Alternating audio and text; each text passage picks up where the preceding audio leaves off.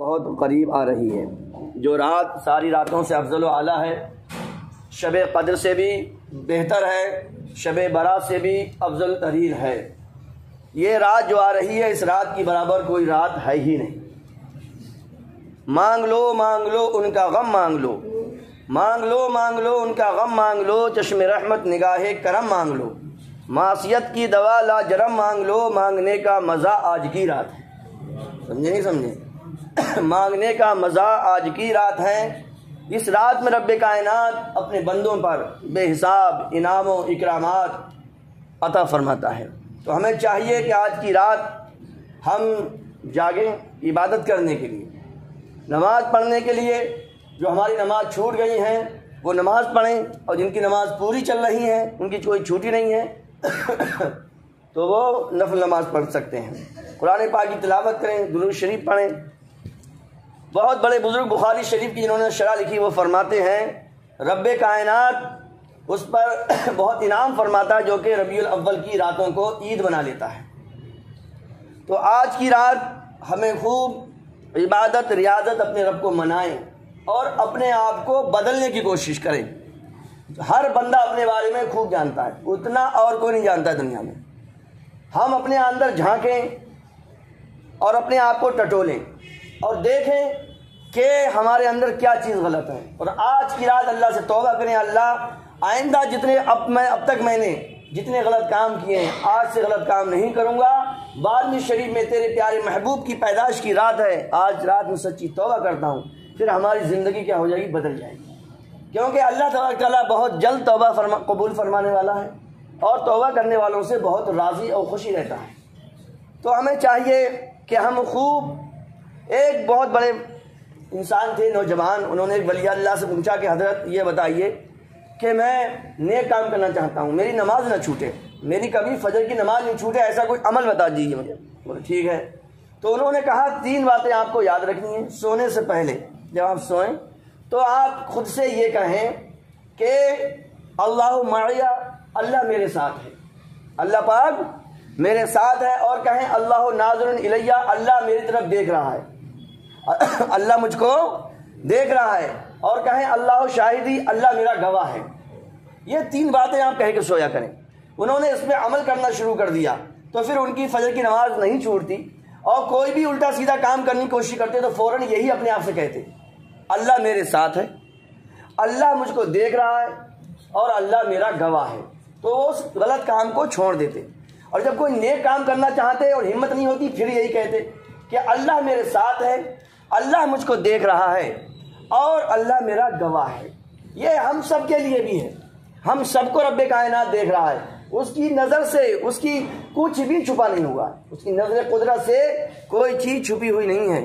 اندھیری رات میں کالے پتھر پر کالی چونٹی جب چلتی ہے اسے بھی وہ جانتا ہے کدھر کو جا رہی ہے، کدھر کو جا رہی ہے، سمجھے؟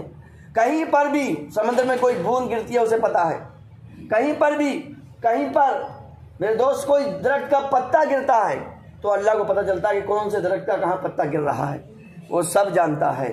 اگر ہم یہ اپنا ماحول بنا لیں، وظیفہ بنا لیں، تو انشاءاللہ میرے دوست تو ہماری زندگی کیا ہو جائے گی، بدل جائے گی۔ اور یہ 12ویں شریف کی رات میں اس کو آپ گواہ بنا کر، اے اللہ تیرے پیارے محبوب کی جو پیدائش کی رات ہے، اس میں بہت انعام ہے، بہت کہانیاں ہیں لوگوں کی، قسمتیں بدلنے کی، لوگوں کی مرادیں پوری نہیں ہوتی ہیں، آج کی رات کو جاگے عبادت کرے، اور صبح صادق کے وقت سمجھے جب سحری کا ٹائم ختم ہونے سے پہلے درود و سلام کے لیے حاضر ہو، کیونکہ وہی وقت جو ہے حضور صلی اللہ علیہ وسلم کی پیدائش کا ہے، نہ دن تھا اور نہ رات تھی، رات جا رہی تھی اور دن آ رہا تھا۔ اس وقت کا بھی ایک وہ ہے راز ہے۔ کسی نے کہا کہ یہ کیوں، نہ مکمل دن ہے نہ مکمل رات ہے، تو اعلیٰ حضرت عظیم البرکت کے بھائی جان اس کی وجہ بتاتے ہیں کہ محروم رہ نہ جائیں دن رات خوشی سے، اس لیے وہ آیا صبح شب ولادت، یعنی رات کو بھی حصہ مل جائے اور دن کو بھی حصہ مل جائے۔ اگر حضور صلی اللہ علیہ وسلم دن میں آتے تو دن رات کو تانا دیتا کہ تیری کیا اہمیت ہے، حضور تو میرے اندر تشریف لے کر آئے ہیں، میرا یہ مقام ہے، میری یہ شان ہے۔ اور اگر رات میں حضور پیدا ہوتے تو رات دن کو تانا دیتی کہ تیری کیا اوقات ہے میرے سامنے۔ حضور اکرم صلی اللہ تعالی وسلم میرے اندر تشریف لائے، اس لیے اللہ تبارک تعالیٰ نے ایسا سہانا وقت چنا۔ یہ جو وقت ہوتا ہے صبح صادق کا، اس جیسا 24 گھنٹے میں کوئی وقت ہی نہیں ہوتا۔ دعا کے لیے، صحت کے لیے، ہر چیز کے لیے آپ کو باتیں بہت جلد یاد آتی ہیں، نئے نئے آئیڈیاز آتے ہیں۔ اس وقت میں جو کامیاب لوگ ہوتے ہیں وہ جاگ رہے ہوتے ہیں۔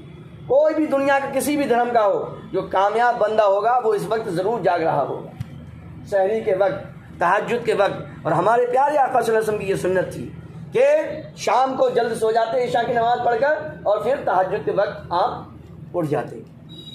ایکچوئل میں ہے کیا؟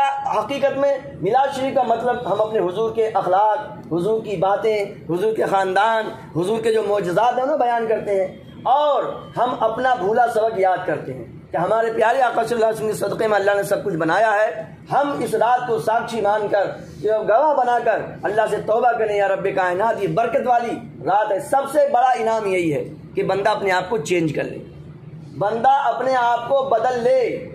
سب سے بڑا انعام، سب سے بڑا رزق، سب سے بڑا اپہار، سب سے بڑا گفٹ، سب سے بڑا ریوارڈ انسان کے لیے یہی ہے کہ وہ بندہ اپنے آپ کو اللہ و رسول کے حساب سے بنا لے، جیسا اللہ و رسول چاہ رہے ہیں۔ اب ایسا نہیں ہے، آپ سوچ رہے ہوں گے کہ یہ کرنے کے لیے کہیں پر جا کے چلہ کاٹنا پڑے گا، کہیں جا کے سنیاس لینا پڑے گا، کہیں جنگلوں میں نکلنا پڑے گا۔ نہیں، ہمارے حضور صلی اللہ علیہ وسلم نے شادیاں بھی کی ہیں، ہمارے حضور کے بچے بھی ہیں، اور حضور سے نیک پوری کائنات میں کوئی ہے بھی نہیں۔ حضور سے نیک، حضور سے زیادہ پرہیزگار، حضور سے زیادہ بہتر، حضور سے زیادہ افضل کوئی ہے بھی نہیں۔ حضور نے شادیاں بھی کی ہیں، بچے بھی ہوئے ہیں۔ ہم سب کچھ میں بیچ میں رہتے ہوئے بھی نیک کام کر سکتے ہیں، نیک بن سکتے ہیں۔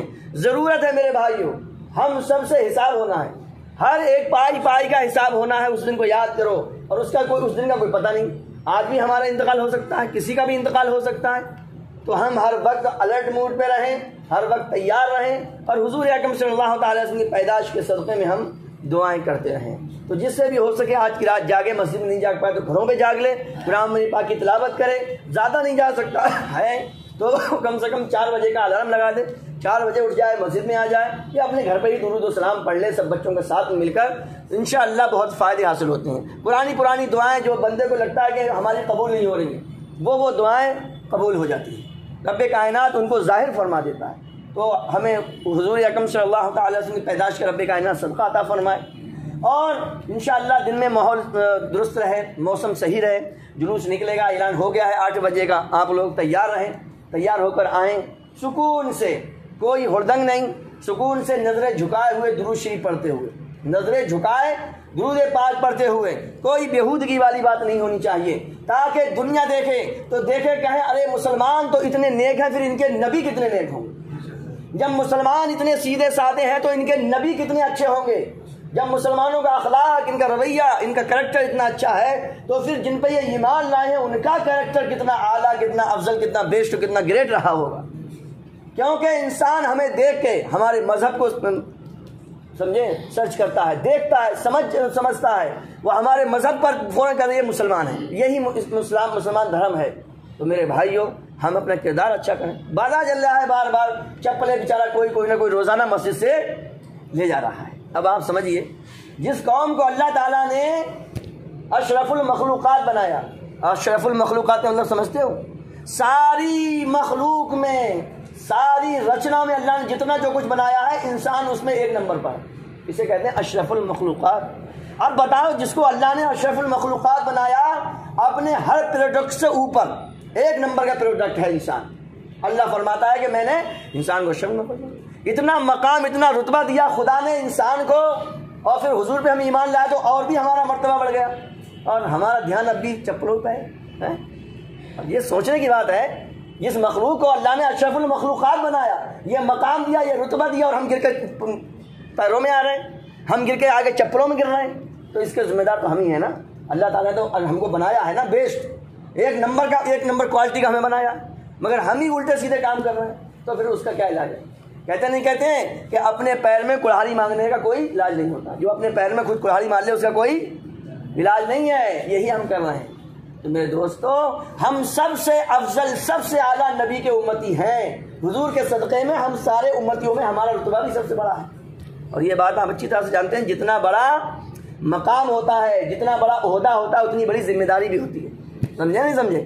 جتنا بڑا عہدہ ہوتا ہے اتنی بڑی بھی ذمہ داری بھی ہوتی ہے۔ اللہ تعالی ہم سب کو سمجھنے کی توفیق عطا فرمائے. آج کی رات کی رب کائنات ہم سب کو برکت عطا فرمائے اور دن میں جلوس میں شامل ہو کر ہم سب کو رب کائنات اپنی قسمت سنوارنے کی توفیق عطا فرمائے. یہ رات، یہ دن، یہ گھڑیاں، یہ مہینہ، یہ تاریخیں اللہ پاک ہمیں ایمان کے ساتھ، اچھی صحت کے ساتھ زندگی میں بار بار عطا فرمائے.